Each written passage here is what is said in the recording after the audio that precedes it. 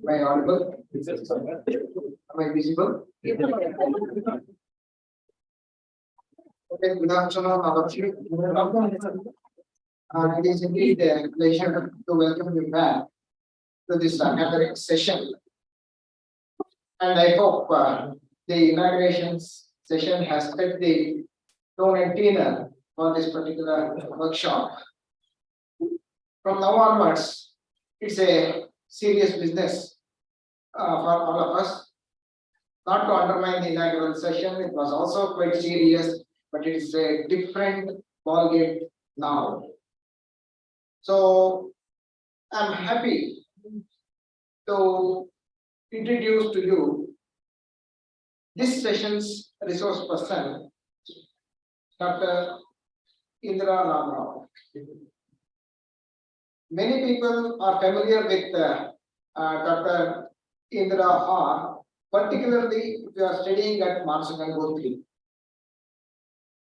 To sum her up in a single sentence, she is a highly educated scholar, an engaging speaker, both in English and Kannada, an exceptional teacher, a committed feminist, a prolific writer, and a person who is not afraid to speak her mind. She is simple and easily approachable professor for students. Though this is a brief overview, I would be happy to introduce her further on this occasion. She has got the degrees in sociology, MA and PhD, and as early as 1982, she got her PhD. And most of you probably might not have been born. She started her career as a lecturer at the Department of Sociology, University of Mysore, and throughout her service, she is here with us in University of Mysore. She superannuated as a professor from the Department of Studies in Sociology in 2019, 20, 14. You don't look that old. She's a past president of Indian Sociological Society. She was the director of International Center, University of Mysore in 2004 to 2014, and honorary director of Center for Women's Studies in University of Mysore, visiting professor at Dr. B.R. Ambedkar Chair, University of Mysore, and she's an invited faculty, School of Social Sciences, Ramaya University of Applied Sciences, Bangalore, adjunct faculty at the SDM Institute of Management Development, Mysore, and she was a full-time Fulbright scholar. Getting the Fulbright scholarship once itself is difficult, and she has got 5. And 4-time Shastri Fellow, Senior Fellow, ICSSR, visiting faculty, study in India programs at universities in US and Canada. And she has published many national and international journals. I don't have to mention all those things, it is quite natural for an author of that caliber to publish many articles, and she's a leading researcher and conducted a lot of projects, and she has also has carried out certain workshops also on gender sensitization, building and honing research skills among young faculty, and she has got many awards and recognition. So I don't want to really stand before you and her.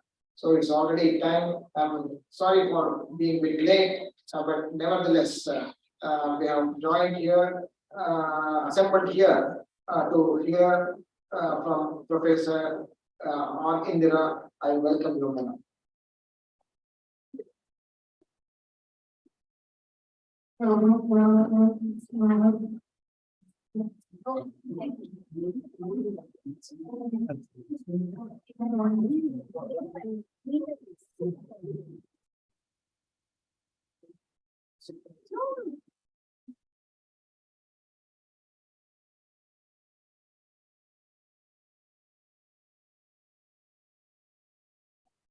Namaste, everyone.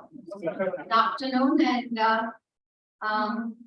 Dr. Harinarayan, all my dear friends. Thank you, Professor Harinarayan, for saying nice things about me. Well, it's always a pleasure to be with the students. Something I've been doing in my life for almost half a century now. Something which is a rare opportunity because I taught in Gurudri for 42 years. And left, I would say, because I do not like the word retirement. If you remember, I don't know how many of you were there at that workshop which we addressed. First of all, from a government service or from any service for that matter, it's an age. But a good teacher should not retire and must not retire and will not retire. I'm stressing on the word good, because there are many people who have already retired. So it's not just being there. If I compare myself to my teacher from whom I learned so much, Professor Pagatama, whose student I was, she left my department 20 years before I left. But I can't say that I'm, simply because I sat there in that position. There's not much time to talk about things. Well, research, I know this workshop is on hypothesis. To be very honest with you, I have my issues with hypothesis, but let me tell you who did this. In teaching research methods in the class, we always say stages. ಸಾಮಾಜಿಕ ಸಂಶೋಧನಾ ವಿಧಾನಗಳಂತ ಅನ್ಸುವಾಗ ನಾವು ಯಾವಾಗ್ಲೂ ಹಂತಗಳು ಅಂತ ನಮ್ದೊಂದು favourite topic ಅದು ನಮ್ಗೆಲ್ಲ ತುಂಬಾ ಇಷ್ಟ ಅದು ಯಾಕಂದ್ರೆ ಬರೆಯೋಕ್ಕೂ ಸ್ವಲ್ಪ so we always start selection of the problem, survey of literature, then formulation of hypothesis, selection of the sample, collection of data, analysis of data, submission of report, finish. But research, I learned, of course, over a period of time, that it cannot be cut into such isolated parts. Actually, good research starts where? Here, library. See, ನಮಗೆ ಎಲ್ಲ ಒಂದು ರೀತಿಯಲ್ಲಿ ಈ mobile computer ಬಂದ್ಬಿಟ್ಟು ನಾನು ಈ ಪದನೇ ಬಳಸ್ತೀನಿ ಒಂಥರ ಕೆಟ್ಟ confidence. Because we now know, but now when I joined here as a teacher, my professor many times called me at 5:30 and said, tomorrow you have to teach this paper. Ashte. Yen helagilla. Hardly a 20. So I was a 20-year-old plus little bastard with 108 Varsha time. I don't know what you want to do. Either there is no Xerox, no, forget about internet and Google and all that. Xerox similar. So you have to come here, sit, read. Basically, research is about searching. Yen khushi hota library hogodu. Sorry, don't mistake me.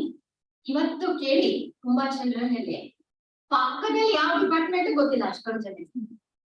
ಆಮೇಲೆ right or wrong, please correct me. ನಿಮ್ಮ ಮಕ್ಕಳೆಲ್ಲ ಈಗ ಹೊಸದಾಗಿ ಬಂದಿದ್ದಾರೆ ಅಂತ ಹೇಳ್ತಾ ಇದ್ರು. ದಯವಿಟ್ಟು please go around the campus if you want to understand society, human behaviour, academics, everything. ನಾವು ಹೋಗ್ತಾ ಇದ್ವಿ, ನಮ್ಗೆ ಹೇಳುದು ಏನ್ ಸುತ್ತಾರೆ ಇವರು ಅಂತ. ಸುತ್ತದೆ ಆ ಮೊಬೈಲ್ ಇರ್ಲಿಲ್ವಲ್ಲ, ಇದ್ರೆ ಅದನ್ನ ನೋಡ್ತಾ ಕೂತಿದ್ವೋ ಏನೋ ಗೊತ್ತಿಲ್ಲ. But we used to know everything. So I think the first, even whether it is hypothesis or whatever, the first lesson that we all learn as researchers is to develop a sense of curiosity about what's going on in this world around us. I'm coming from a social science discipline and dealing with human society, human beings. And so it's very important for me, whether I'm formulating a hypothesis or collecting data or formulating my research questions, it's very important for me to first look around and read. See, my mentor, from whom I learned the techniques and skills of research. Asked me, the first question he asked me was, have you read a certain book which was in history, history book alva? And I thought, non subject Allah alone. I told him that it's not my subject. Why should I read a history book? I was stupid. I thought that I was being very smart. He got so angry with me. He said, how do you do sociology without history? Go first. Go and read, then come back. So in any research, I believe that the study of literature or the review of relevant literature, whatever you want to call, should be the starting point of research. Unless you read, you don't learn anything. And read not just from your discipline. You see, we are caught up in a situation when we say, I'm very, very busy. I think a busy person always finds time. I feel very guilty that I still haven't read as much as I should have read. We all had excuses at the time. Time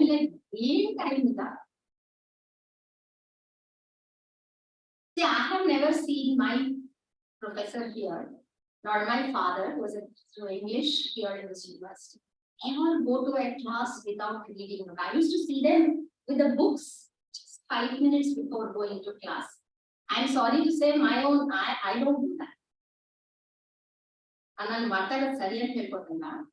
because I don't get the idea of I've got a big screen, ತುಂಬಾ travel ಅದು ಇದು ನಾನು ಬಯಬೇಕಾದ್ರೆ ಕೊಡಕ್ಕೆ ಇಷ್ಟ ಇಲ್ಲ but ನೋಡ್ಕೊಂಡು ಹೋಗ್ಬೇಕಲ್ಲ ಕಾರಲ್ಲಿ ಓದು ಪ್ಲೇನಲ್ಲಿ ಓದು ಅಲ್ಲೋದು ಟ್ರೈನಲ್ಲಿ ಓದು ಯಾಕಂದ್ರೆ ಏನೋ ನೋಡ್ಬಿಡೋದು ಧೈರ್ಯ so for any research step I think the first, I was here during the inaugural, at least part of it, and I heard how the importance of reading, the importance of being in the library was being brought up. So I think that even this workshop, and I'm glad it's about one of those stages of research, hypothesis formulation and that, you can even think of a hypothesis only when you read, and just not read from your subject. See, today we are narrowing down and explaining so much. We have no patience. Namak patience illa, keliskolakilla, odakilla. Even you notidiralla. We also talk a little too much. Basically, I'm not a PhD person. I like talking as a social scientist, but that's okay. But see, times have changed so much. Presentations, they're saying only 5 slides. It's come down to that now. 5 slides. In a way, it's good because you can kind of, organize your thoughts, be focused. Otherwise, ಇನ್ನೊಂದು ಅಭ್ಯಾಸ ಇದೆ ನಮಗೆ ಬರೀ ಮಾತಾಡೋದೆಲ್ಲ ತೆಗೆದು ಬರ್ಬಿಟ್ಟು ಅದನ್ನೇ ತೋರಿಸೋದು ಅದು ಬೇಡ. However, you be focused. And hypothesis is, I think, about being focused. Hypothesis ಯಾಕೆ ಮಾಡಬೇಕು? Let's spend 2-3 minutes on what is a hypothesis. Now, about whether a hypothesis should be formulated or need not be, there is a lot of debate researchally. Hypothesis beta bedva. My teacher, my guide, never insisted on that. No, and I will also be very honest with you. I have also not insisted. One first basic truth about a hypothesis is that you should not formulate it just because you have to. Don't be under the impression that if there is no hypothesis, the research collapses. No. Some of the projects, etc., when you submit proposals, now they're asking at least name 2-3 hypotheses. I really think that it is wrong, because why are they insisting that you formulate a hypothesis? Why should you formulate a hypothesis? Because it, kind of for 2-3 reasons. One, it sets you thinking about your subject. And one subject or one theme or one topic or you cannot just approach it from a single track mind.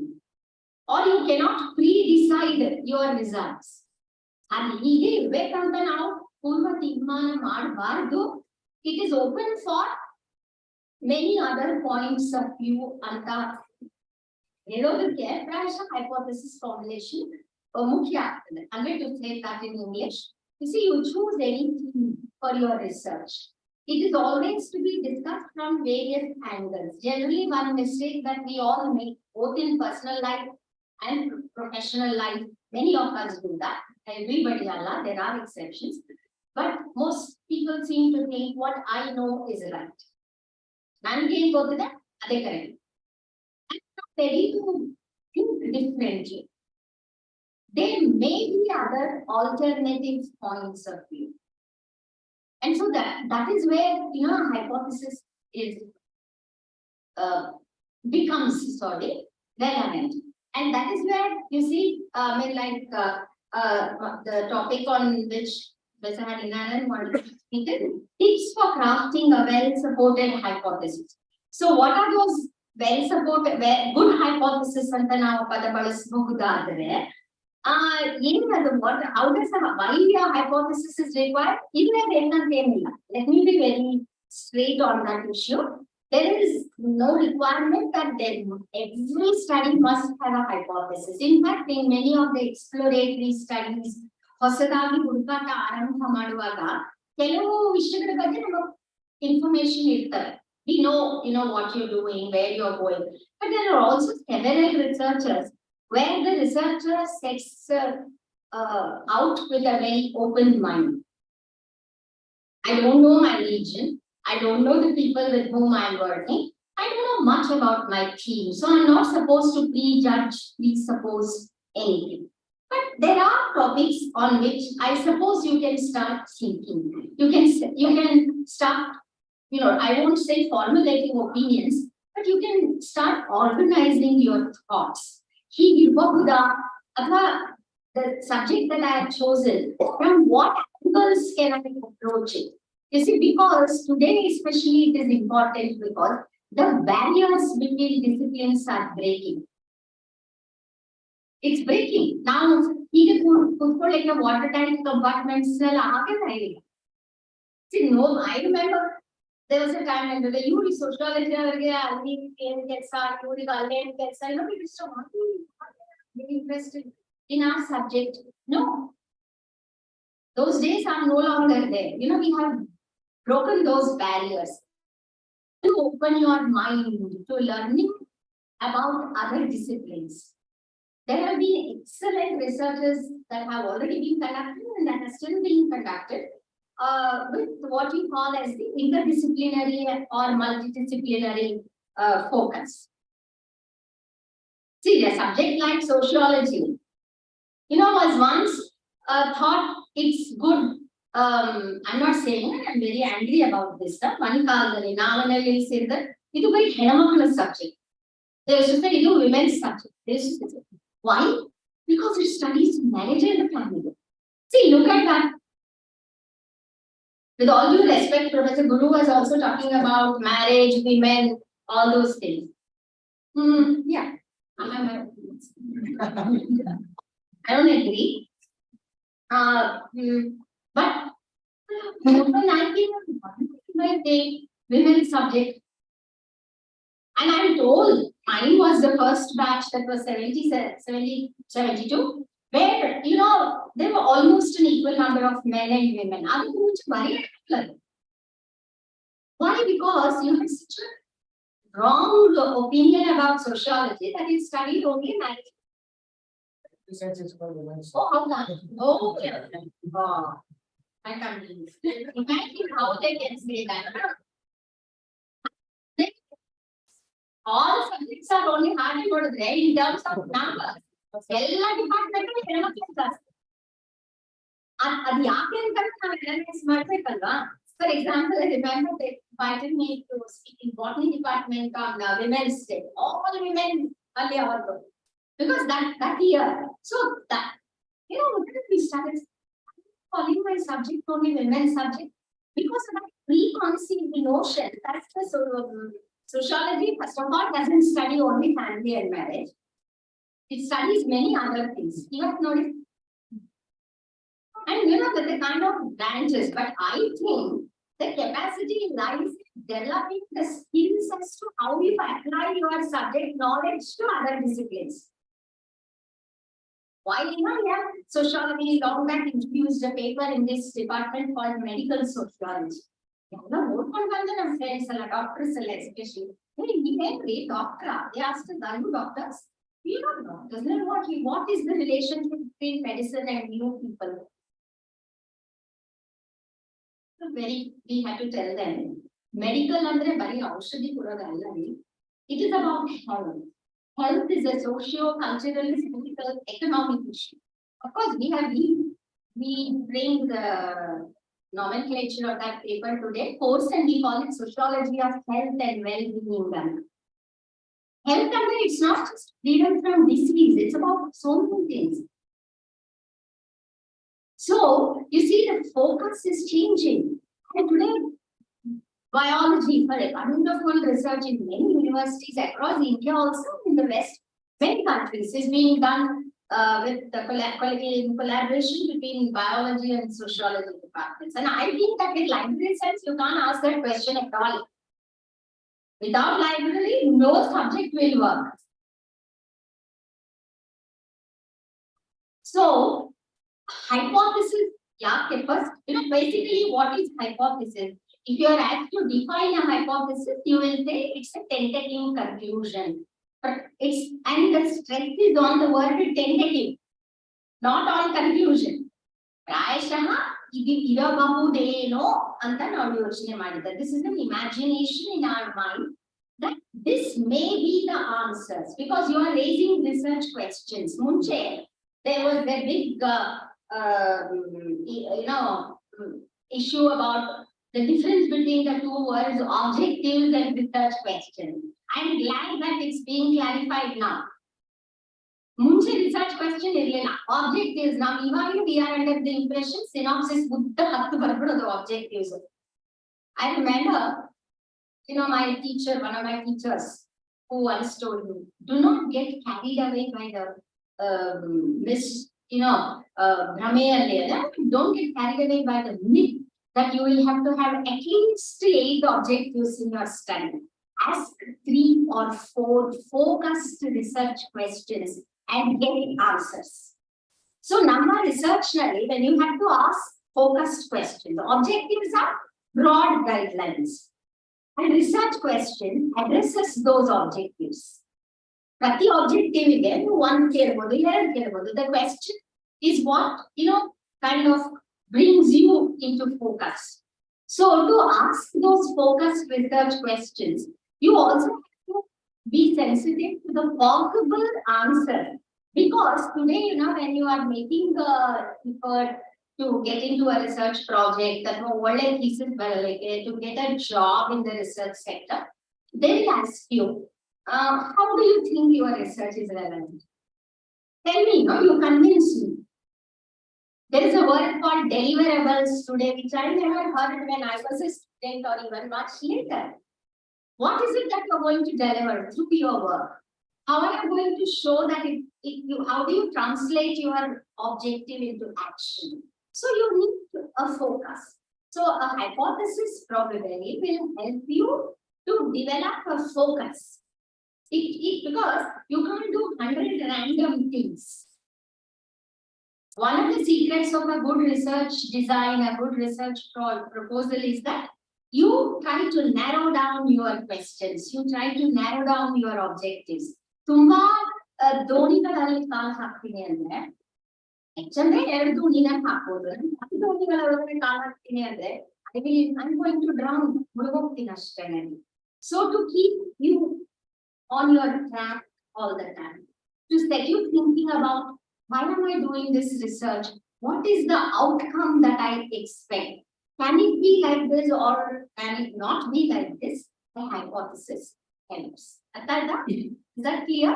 A hypothesis is only a tentative conclusion, a tentative, I would even say, thoughts that come in our mind about a issue, theme, problem. that you have chosen for your research. Now, a hypothesis is nothing that a research can go on. Because whether or not you formulate a hypothesis depends upon the subject which you are going to deal with. Because we always say in research, there are exploratory studies, there are descriptive studies, there are experimental studies. So when you have, it's like it gives you a sense of direction.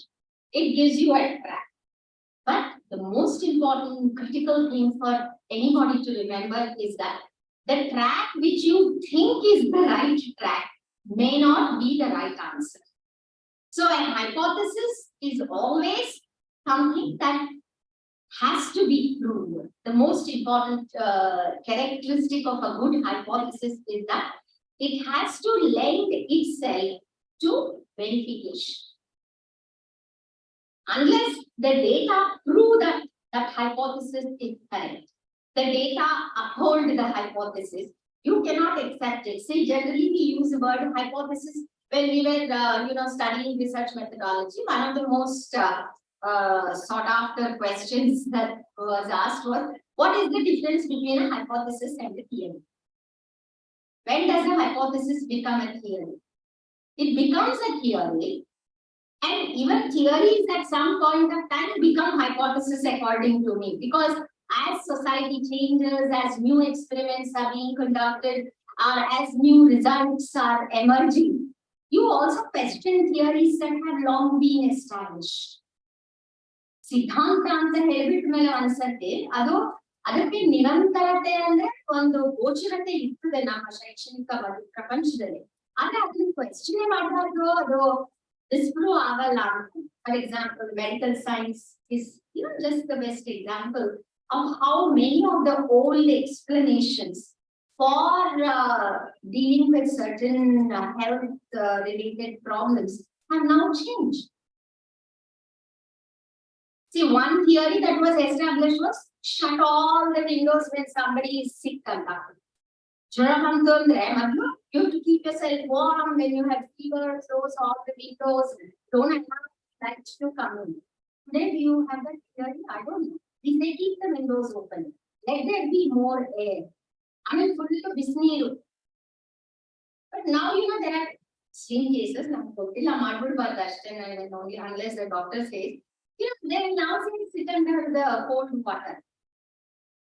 Nalli jorak tibbisbittu ಕೂರ್ಸ್ಬಿಡಿ ಕೆಳಗಡೆ ಅಂತ. ಅದು ಇನ್ನೇನೋ ಆಗ್ಬಿಟ್ರೆ ಗೊತ್ತಿಲ್ಲ ನಮ್ಗೆ, because that is also a hypothesis for you. So you see, theories keep changing, and this whole argument is coffee good or tea good. It's either coffee is bad or tea is bad. No, you can't come to certain conclusions in certain cases, but at least hypothesis will set you, as I've said, not to repeat, thinking, and more importantly, it can also be context specific. What is, especially, people like our disciplines, people like us who deal with human society, we find there are some similarities in all societies, whether it is in a rural area, urban area, or in a remote forest, where. But there are also lots of other changes. You see different situations in different societies. So a hypothesis must be tested at any cost. If you want a track, okay, take the track. What do we generally do when you are, so I ask you, how do I go to that place? You say, go like this. Probably this will take me there. But if it doesn't take you there, you come back a step. You don't insist on going on that same track and waste 10 hours to reach your destination. If there is another way, then you can reach it in just 1 hour. I'm making myself clear. They use a word called alternate hypothesis, which means if this is not the track, then take another track. But don't ever think that at any cost I have to prove my hypothesis. See, now researchally, you have to have, I've already said, have a mind which is open. Especially, in certain themes are like that. Especially women studies, gender issues with healing a lot, we have learned that it is wrong to come to any conclusion. There is a word in research today called intersectionality, and that you will know that aspect. Intersectionality framework, what does it mean? It means that you have to allow other points of view from other areas to come into your research. Mine is in sociology, so I don't take from economics, I don't take from political science, I don't take from public health, I don't take from development studies, I don't take from history. That won't work today. See, you simply take, I will ask you one instance. You say, statements like women are violence against women. Yes, it's true that violence against women cuts across barriers of caste, religion, race, time, location, everything. But that's one common hypothesis which you can formulate. Yes, there is women in all groups experience violence, but you have to apply the intersectionality angle. Who experiences more violence? What kind of violence? You see, there is a very famous, I don't like to use the word was because Sharmina Devi is not dead. Physically may not be there, but she's a force who will be there for all times to come in sociology, in gender studies. What she was talking about, violence against Dalit women. And she used a word, thrice Dalit. Thrice Dalit. See, a Dalit woman suffers violence, exploitation in 3 ways. One is because of caste. The other is because of gender, because she is a woman. And the third thing is because of poverty, her economic situation. So it's not that women of those castes that are placed in the upper rounds of the caste hierarchy don't experience violence, but they themselves practice caste discrimination against others.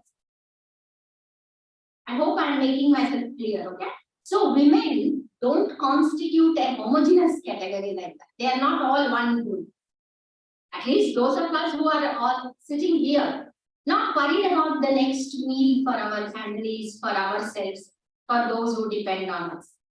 But for a woman who is working hard, earning only some 50 rupees per day, and is getting beaten by her spouse or whoever every day, she's the only working woman.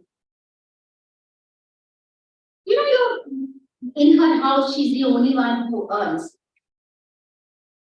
Why? Freedom means something else. She's worried about the next meal. She's worried about whether her children will go to school the next day or not. So like this, there are certain issues that commonly apply to everybody, but there are certain others that are group specific, region specific, location specific, and time specific. There is always a time and space issue involved. So in formulating a hypothesis, you can, of course, not just one. You can have more than one hypothesis for a study, 2, 3. You will probably use the word, like you spell it as HYPOTHESCS because it's plural, that's all. And many people think, can we have more than, recently somebody was asking me, can we have more than one hypothesis? Yes. But the most important thing is you must be ready to have it disproved, One of the characteristics of a good hypothesis is that, yes, it states an expected relationship between 2 or more variables. It's A is related to B, and because A and B are there, C happens. But if C can happen even without A or without B, or if both of them are not there, you have to be ready to accept that your hypothesis is not correct. And also there is a word which some writers on methodology use say, a hypothesis must be ready to be falsified. What does it mean? Falsified means if it is not proved, it's correct. What is there? There's nothing that you have to have it proved at any cost. So the 4 most critical points you have to remember in crafting a good hypothesis is first that it must be testable. I have already told you that. It should lend itself for testing. Hypothesis should make sense, you know. Some people, many times we have rejected proposals saying, hypothesis so libraries next to humanities block at the baker. Everybody knows. We have the hypothesis. I remember my mentor telling, don't, about now when we were doing our research, you know, footnotes, footnote culture. Actually, I like that. It's correct that course there. But computer so we used to do that. And now the one wrong impression that was given was footnote if there are too many footnotes in one page, it gives the impression, see much he or she has read, no? So many quotes. Most of them useless, no? Not related. So my mentor, he told me, don't get carried away by that wrong advice somebody has given. Why do you need a footnote to say Dharma is in Artha?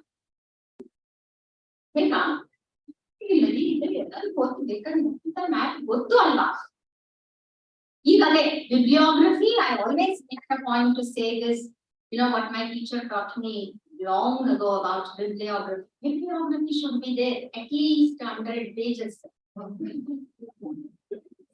Why? Most of us don't know, but a good, examiner, I am told, reads your thesis from the last pages. Just to find out I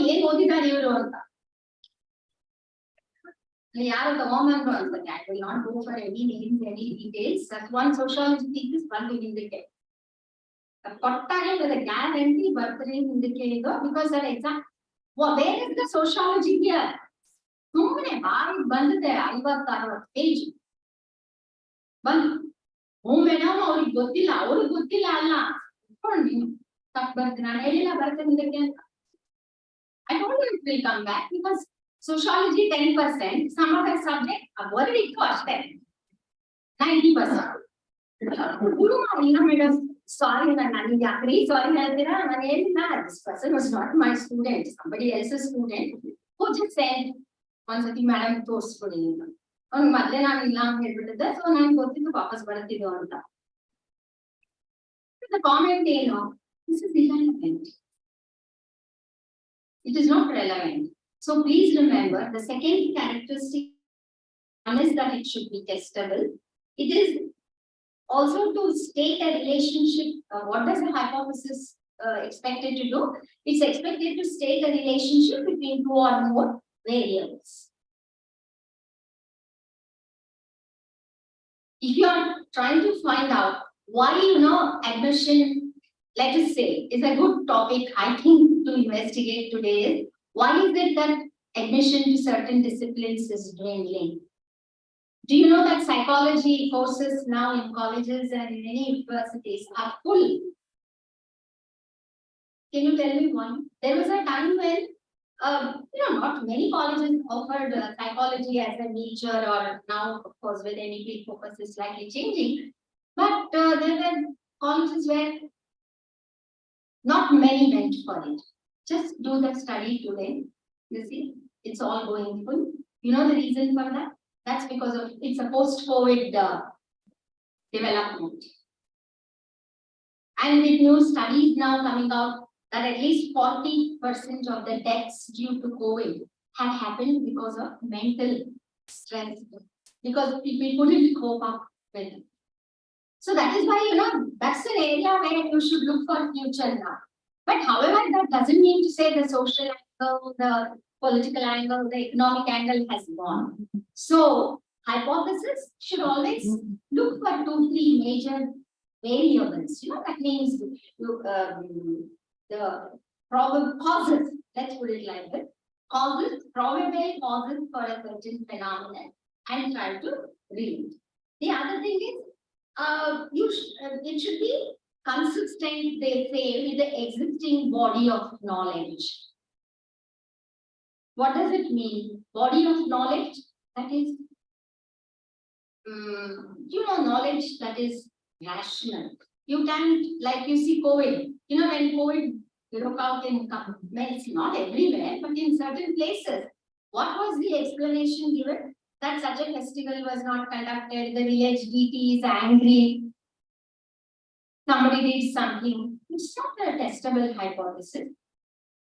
But the custom is there, practices are there in our cultures for long time. It's human nature to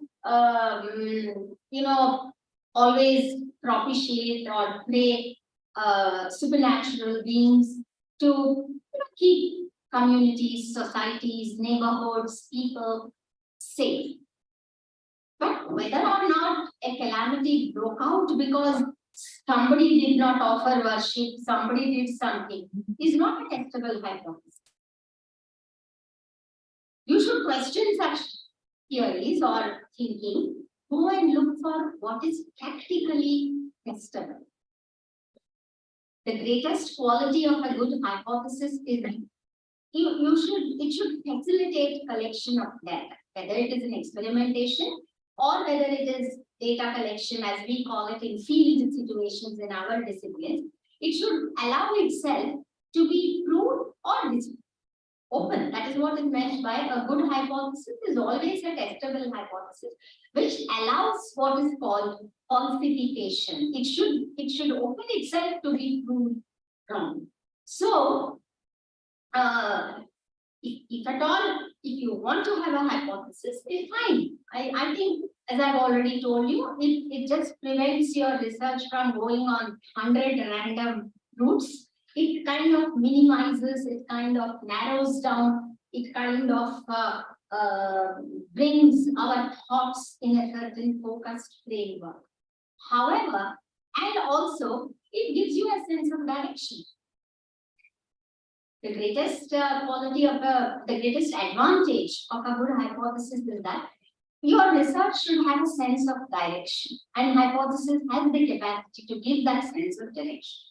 But in recognizing that direction, we should not be so obstinate that you refuse to look at other paths.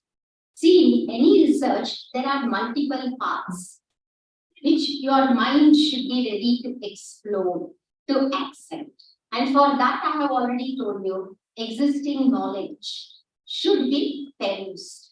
I had, like I told you, how we all, in different levels,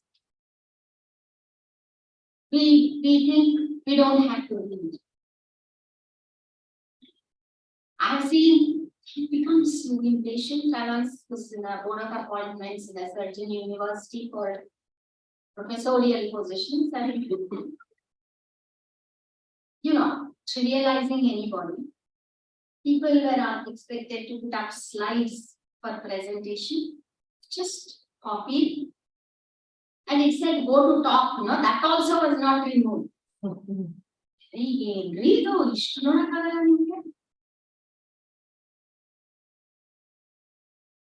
And many experts who were there, the members, got very angry. This person is so careless. You take us for granted. See, it has made us very, very relaxed. Yeah, you should do research in a relaxed one. So, what we should do is not to take, I would say, anything for granted. See, unfortunately, questions are not welcome these days. Just the other day, just I think 2 days ago, the other issue again. They said, how bad are you? Some committees formed. Why you don't want this person on the committee? Because he asks too many questions. How he the learners or Allah. And so what? We should be happy, right? See, we are initially, there have been professors who have torn our proposals and all that into pieces. One of literally alde hodru. Why you doing that?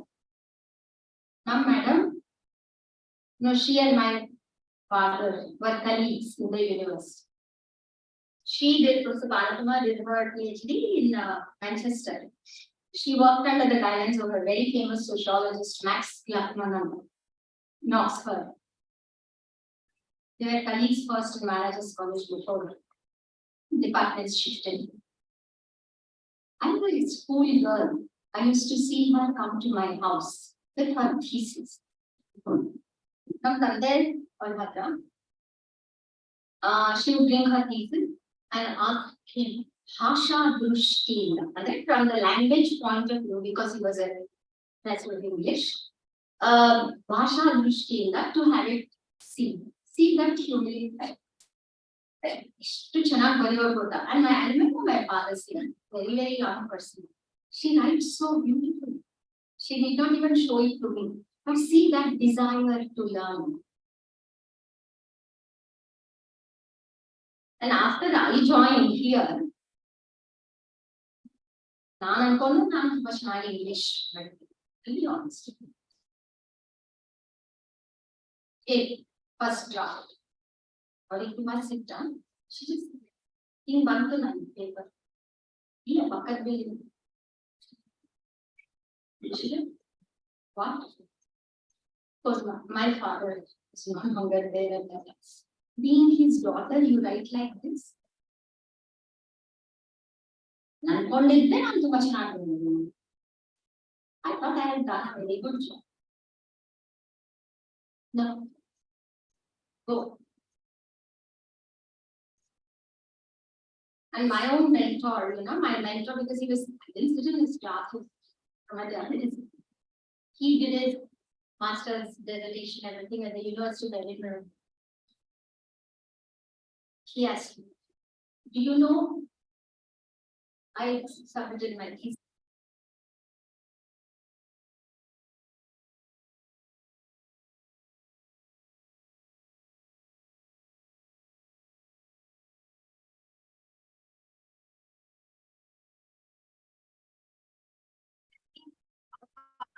But he would ask such questions. I got the hint.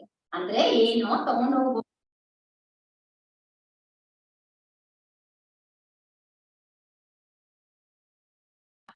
But I know the picture of research in many places.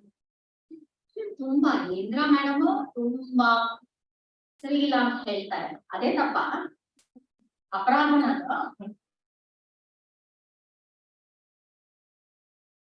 ಇನ್ನ ಯಾರೋ ಹಂಗೆ sign ನಾವು ಇದ್ದಿದ್ದಕ್ಕೆಲ್ಲ sign ಮಾಡ್ತಾರೆ. I'm telling you, young researchers never think that that is a quality. Okay, somebody who makes you work, somebody who makes you ask questions.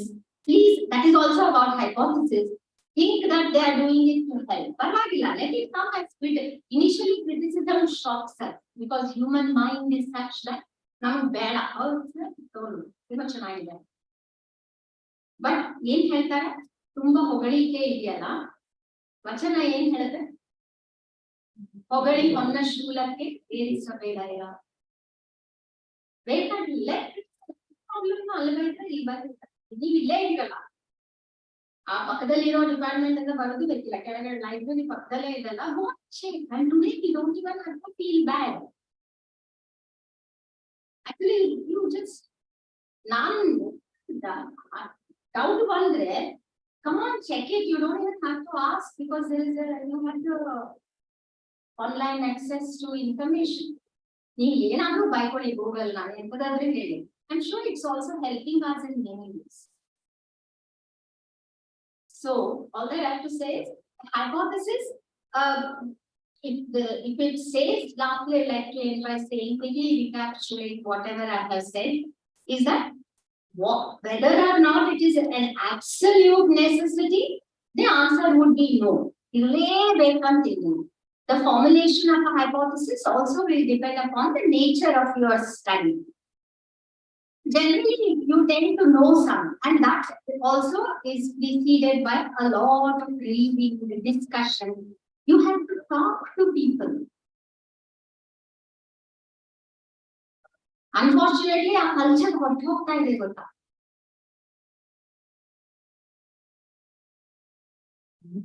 You know that in the international scenario today, our work is judged by how many times we, especially for the young people, I think this is very important.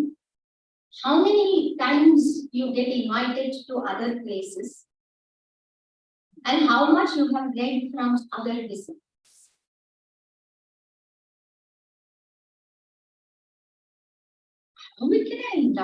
ಎಲ್ಲ department ಸಾರಿ ತಪ್ಪು ಎಲ್ಲ department ಇವ್ರನ್ನೇ ಕರೀತಾರೆ. ಹಿಂಗ್ ಮಾತಾಡ್ತಾರ್ರಿ ಗೊತ್ತು ನನಗೆ campus ನಲ್ಲಿ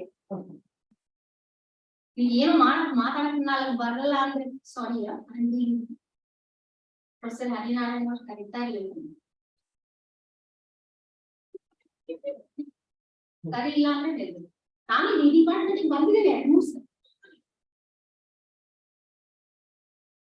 ನಾನು ಅದನ್ನ ಜಂಬಕ್ಕೆ ಹೇಳ್ತಾ ಇಲ್ಲ. For me it's you know makes me happy and ನಾನು ಏನಾದ್ರು ಓದ್ಕೊಂಡು ಬರ್ಬೇಕು ಅಂತ. I can speak about a few topics ಹಾಗೆ ಇದನ್ನಲ್ಲಿ ಅನಿಸ್ತಿದ್ರೆ ನಾನು ಮಾತಾಡ್ತೀನಿ, ಅದಕ್ಕೇನು ಪ್ರಾಬ್ಲಮ್ ಇಲ್ಲ. ಬಟ್ ಅದು ತಪ್ಪು ಅಂತ ನಾನು ಹೇಳ್ತೀನಿ. That's wrong.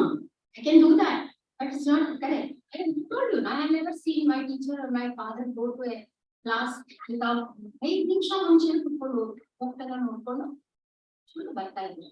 See, that culture unfortunately has gone ಅಂತ ನಾವು ಹೇಳ್ತೀವಿ. But today, you know, in the academic world, how much do you know and learn from other disciplines? How much interaction do you have with other disciplines? And how much of knowledge you are ready to share with the next generations? That is very important. So whatever it is, for construction of a good hypothesis, please read. Read from, you know, related. Learn the existing knowledge, what subjects are related to your own theme.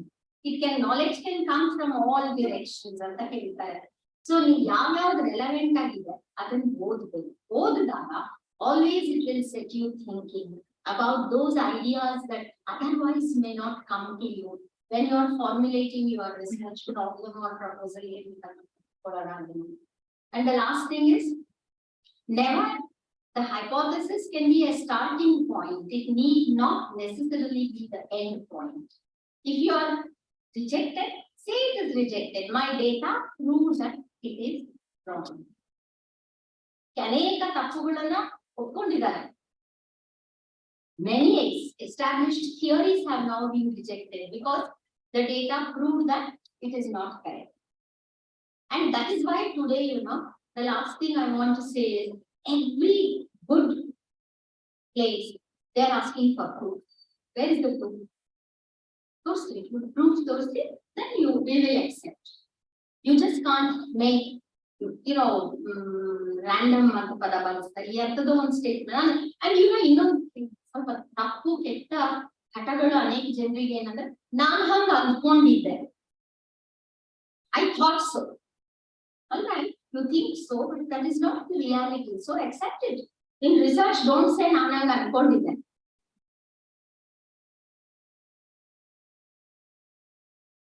No, we generally have this habit of making sweeping generalizations, which is what research should avoid, and more so a hypothesis, because a sweeping generalization cannot be tested.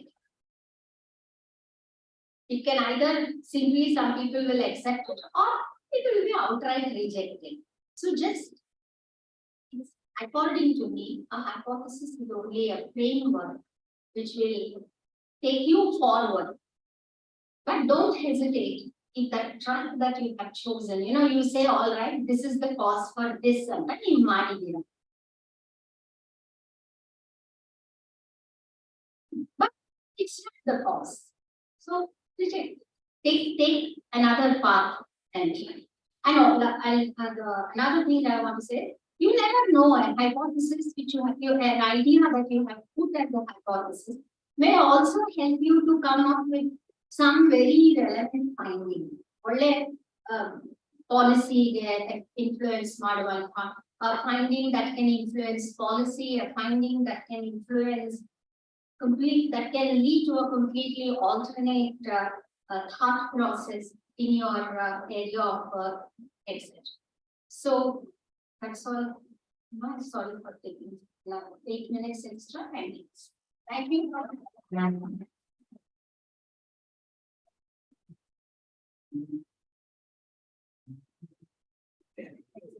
Thank you very much, madam. It was wonderful and thought-provoking. I don't think we would have let you go, but for the time. Otherwise, we would have engaged another 1 hour with you at least. Our biological needs also makes us to leave you just like that, and we will take another opportunity to invite you back here and interact with you. With this, we will conclude. The announcement is please have your lunch, the participants here at the department, and assemble the second floor of this building for the next session, which will likely to start at 2:15. So we are delayed by 15 minutes. So we'll start at 2:15. Have your lunch quickly as possible. It is not very serious lunch anyway. So bear with us. With this, thank Madam again. Thank you. Thank you. Thank